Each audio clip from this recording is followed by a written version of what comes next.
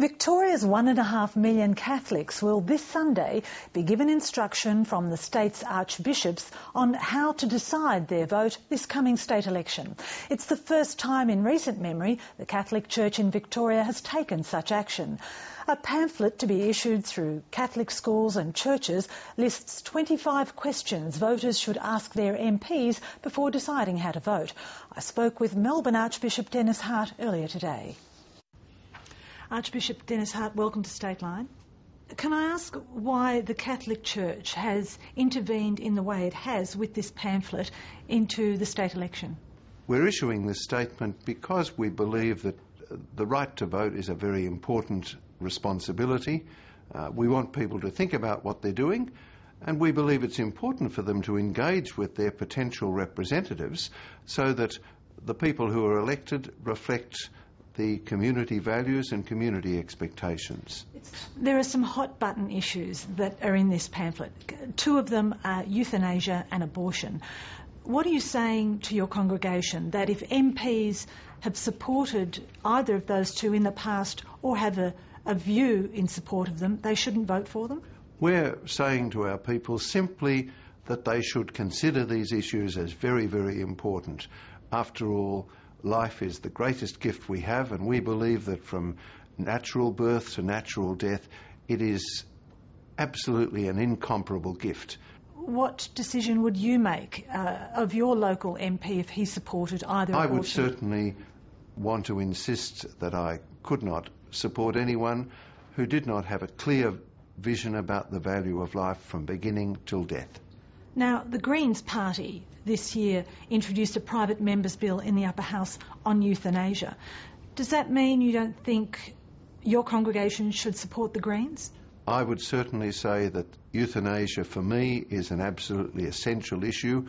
One of the problems about euthanasia, of course, is if any assisted suicide is allowed, this creates a tremendous insecurity in the community among a whole range of elderly people, and that's often not faced.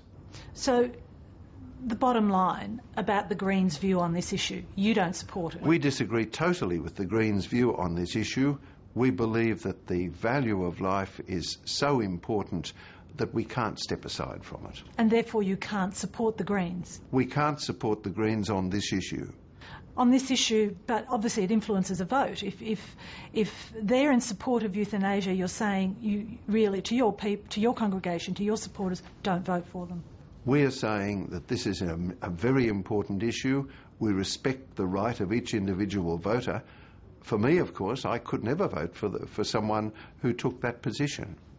Archbishop, what's your understanding of the concept of the separation of church and state? I believe that in a pluralistic society, the church and the state all have their role to perform. Recently in Westminster Hall, Pope Benedict suggested that there is always a dialogue between church and state, and the role of the church is often to clarify, to challenge, to serve, to enter into the dialogue. So I don't subscribe to the view that we should stay in church and mind our own business. We are members of society. We are voters, more than 25% of our society. Our values for family, for community, our wanting a better Victoria is something that we really have a right to present for consideration by the society. You don't think this crosses the line? Not in any way. There are welfare issues, education issues, looking after the aged and children, etc. How would you rate the current government's performance on the issues that you talk about in the pamphlet? We would be urging the current government, for example, in education funding, to provide us with a transparent 25% of the cost of educating children in a government school. We're certainly looking at the whole problem of homelessness. After all, with people sleeping on the streets, unless you provide permanent housing, you can't address that problem in a way that's definitive. I believe that the present government has done sincerely what it has set out to do.